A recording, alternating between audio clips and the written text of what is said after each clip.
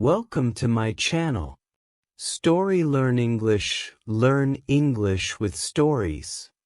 I never stay in one country for a long time. It gets boring. I like to move on, see new places, meet different people. It's a good life most of the time. When I need money, I get a fruit. In Europe you can pick fruit most of the year. You need to be in the right country at the right time, of course. It's not easy work, but the money's not bad. I like to go south in the winter. Life is easier in the sun, and Northern Europe can get very cold in the winter. Last year, 1989 I was in Venice for October. I did some work in a hotel for 3 weeks. Then I began slowly to move south. I always go by train when I can. I like trains. You can walk about on a train, and you meet a lot of people. I left Venice and went on to Trieste. There I got a cheap ticket for the slow train to Sofia, in Bulgaria. This train goes all down through Yugoslavia, and takes a long time. A day and a half. But that didn't matter to me. The train left Trieste at 9 o'clock on a Thursday morning. There weren't many people on it at first, but at Zagreb more people got on. 2 girls went along the corridor, past my carriage. They looked through the door, but they didn't come in. Then an old woman came in, sat down and went to sleep. The 2 girls came back along the corridor and looked into the carriage again. The train left Zagreb and I looked out of the window for about 10 minutes, then I went to sleep too. When I opened my eyes again, the 2 girls were in the carriage. They looked friendly, so I said, "Hello." "Hi." "You're American," I said. "Or Canadian." "Right." "American," the taller girl said. She smiled. "And you're 23, your name's Tom Walsh, you've got blue eyes, and your mum lives in Burnham-on-Sea, UK. Right."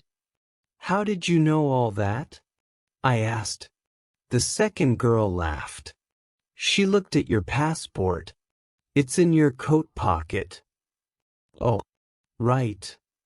My coat was on the seat next to me. I took my passport out of my pocket and put it back in my bag. "Who are you then?" I asked. They told me.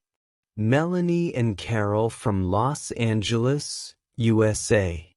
They liked Europe, they said. They knew a lot of places: Britain, Holland, Denmark, Germany, France, Spain, Italy, Yugoslavia, Bulgaria, Greece. "I'm going to Bulgaria now," I said. "For about a month. Then I'm going south for the winter, Cyprus, or perhaps North Africa." "Oh yes. We love Bulgaria. Sofia's a great town." "Wonderful. What do you do about money?" "Best. Well, you know," Carol smiled. "Sometimes we get a little job. This and that. But what about you?" "Yeah, come on," Melanie said.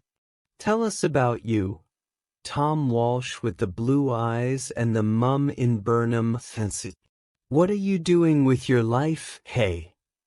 So I told them. They were nice girls. They were older than me, perhaps 27 or 28, but I liked them. We talked and laughed for hours. I told them a lot of stories about my life. Some of the stories were true, some weren't. But the girls laughed and said I was a great guy. I asked them about Bulgaria because I didn't know the country. They knew Sofia well, they said. "Hey, Carol," Melanie said. We're staying in Bella Palanca for a day or two. But let's go over to Sofia this weekend and meet Tom there. We can meet him on Saturday night at the Hotel Marmara. Yeah. It's a good hotel, Carol told me.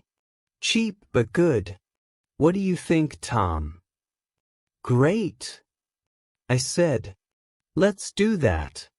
The train was very slow.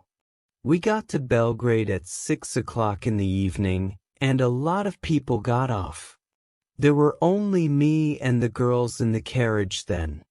The guard came and looked at our tickets, and went away again. Carol looked at Melanie. Hey Mel, she said. Why don't you and Tom go along to the restaurant? I'm not hungry, and I want to sleep for an hour. Food's very expensive on the train, I said. I haven't got much money just now. I'm going to get a job in Sofia. Oh, Tom, Melanie said. Why didn't you tell us? Look, you're a nice guy, right? We're okay for money this week. We can buy you a meal. Of course we can, Carol said. And look, in Sofia, we can take you to the best restaurant in town. It's a great place. We love it. What could I say? I was hungry. They had money, I didn't. So Melanie and I went to the restaurant and had a meal. When we came back, Carol was still alone in the carriage. Melanie put her feet on the seat and went to sleep. At NIS some more people got on the train, and 2 old men came into our carriage. They looked at Melanie's feet on the seat and talked in loud voices. Carol laughed, and Melanie opened her eyes and sat up. Are we nearly there? She asked Carol and looked out of the window. Yeah. About half an hour, I think. Why are you getting off at Bella Palanca?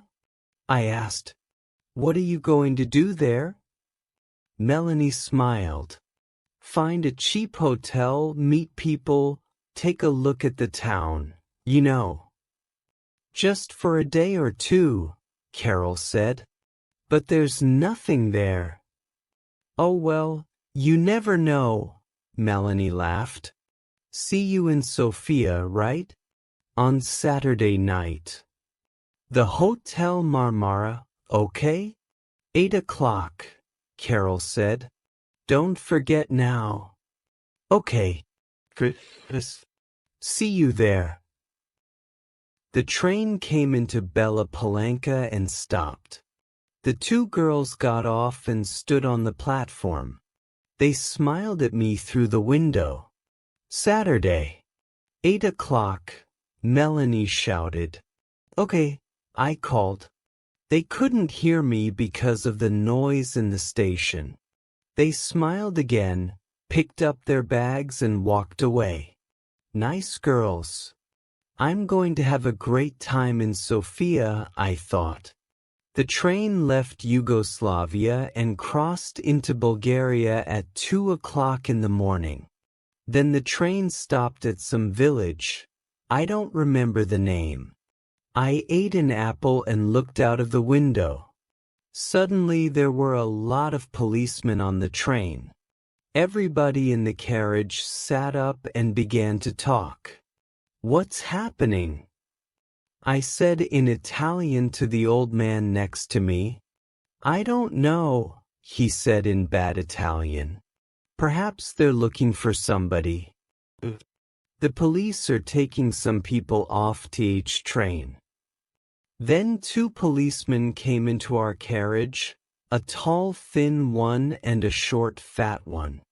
They looked at everybody carefully, and then they looked at me again. Come with us, please, the fat policeman said in English. What? Me? I said. Why? What's the matter? And bring your bag with you, the tall policeman said.